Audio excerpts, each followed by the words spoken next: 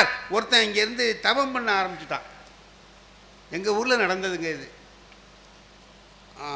இந்த பகீரதன் தவம் பண்ணான், அவன் தவம் பண்ணான், இவன் தவம் பண்ணான்னு கேட்டுட்டு அவனும் தவம் பண்ணுறான். ஒத்த காலிலே நின்னான் சார். அவன் என்ன நினச்சிட்டு இருக்கான், ஒரு 1000 வருஷம் அந்த மாரி தவம் பண்ணோம்னா சிவபெருமான் வருவார் அப்படின்ட்டு ஆரம்பித்தான். அது என்னன்னா சிவபெருமானுக்கு அந்த பக்கமாக போனார். அவருக்கு என்னடா என்னமோ நிற்கிறானே கேட்டுருவோன்னு சொல்லிட்டு உடனே வந்துட்டார். அவன் அதை எதிர்பார்க்கல. இவ்வளவு சீக்கிரம் சிவபெருமான் வருவார்னு அவன் நினைக்கல. அவர் வந்து தம்பி என்னப்பா தவம் பண்ணுறியே, என்ன வேணும்னு கேட்டார். அவன் இன்னும் என்ன வேணுங்கிறதே முடிவு பண்ணலை. சில பேர் கட்சி ஆரம்பிச்சிருவான், என்ன கொள்கைன்னா இன்னமே தான் முடிவு பண்ணணும்பா.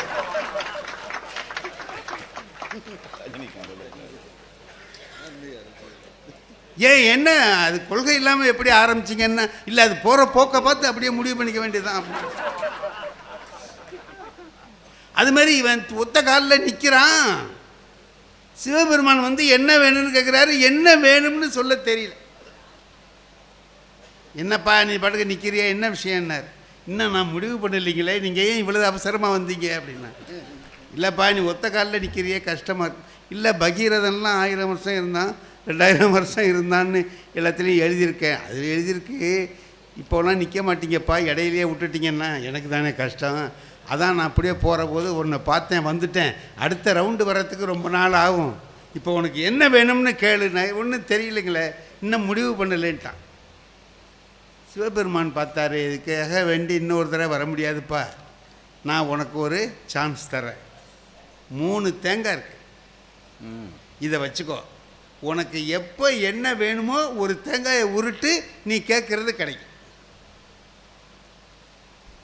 இந்த மாதிரி 3 தடவை உருட்டி உனக்கு என்னென்ன வேணுமோ கேட்டு வாங்கிக்க. பொறுமல நான் போகலாமான்னார். ரொம்ப நல்லதாக போச்சு, நீங்கள் போங்கன்ட்டான். வீட்டுக்கு வந்தான்.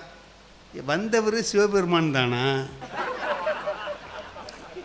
இதை இவ்வளவு சீக்கிரம் வந்தார். ஒரு காலம் அந்த மாதிரி வேஷம் போட்டுக்கிட்டு யாரும் வந்திருப்பானுங்களோ. உடனே கிடைச்சா அது மாதிரி சந்தேகம்லாம் வரும் இல்லையா, வந்துடுச்சு. அவர் கொடுத்த தேங்காவுக்கு சக்தி இருக்கா, இல்லை வெறும் தேங்காயா? சரி ஒரு டெஸ்ட்டு பண்ணுவோம் அப்படின்ட்டு என்ன டெஸ்ட்டு பண்ணலான்னு ரூமில் போய் உட்காந்துக்கிட்டு பார்த்தான். இன்னமும் முடிவு வரல என்ன செய்யலான்னு. பார்த்தான் கண்ணாடியில் மூக்கு அவனுக்கு ரொம்ப சப்பை என்ன மாதிரி. அதோடு பார்த்தான் இதை கொஞ்சம் நீட்டமாக ஆக்கிடுவோம் அப்படின்ட்டு ஒரு தேங்காயை உருட்டி இந்த மூக்கை கொஞ்சம் நல்லா நீட்டமாக ஆக்கு அப்படின்னா. அது என்ன ஆகிட்டு நீட்டமாக போட்டு எய்த்த செவுத்தில் போய் இடிக்கிற வரைக்கும் பிடிச்சி. ஐயையோ இதை எடுத்துக்கிட்டு எப்படா பஸ்ஸில் எல்லாம் போகிறது, அவன் முன்னு மூக்கை எடும்பானே அப்படின்னுட்டு இது என்ன பண்ணுறதுன்னு தெரில. அப்புறம் இன்னொரு தேங்காயை எடுத்து உருட்டி இதை நல்லா குறைச்சிருன்னு அது உள்ளே போட்டு மூக்கு இருந்த இடத்துல ஓட்டை தான் இருக்குது. இப்போ பார்த்தான், ஐயோ இது என்னடா இது பெரிய சங்கடமாக போச்சே, இப்போ ஏதாவது ஒரு ஏற்பாடு பண்ணி ஆகணுமேன்னு சொல்லிட்டு சரின்னு 3வது தேங்காயை உருட்டி முந்தி இருந்த மாதிரி வையின்னா முந்தி இருந்த மாதிரி வந்துடுச்சு.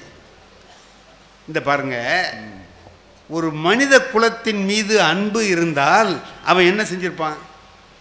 இவ்வளவு பெரிய அருமையான வாய்ப்பு நமக்கு கிடைச்சிருக்கேன்னு இங்கே யார் யாரெல்லாம் ஊனமுற்றவர்கள், அவர்கள் மாற்றுத்திறனாளிகள் இருக்காங்களோ அவங்க எல்லாருக்கும் காலு கை இல்லாதவங்களாம் வரவை ஒரு தேங்காய் சொல்லணும்லங்க. அந்த அன்பு இருந்திருந்தால் அவன் அந்த அறத்தை செய்திருப்பான். இல்லாததுனால என்ன பண்ணான், சொந்த நலனை தேடினான். மூக்கு போன இருந்த மூக்கு இருந்தபடி இருக்கிறதுக்கே 3 தேங்காயும் சரியா போச்சு.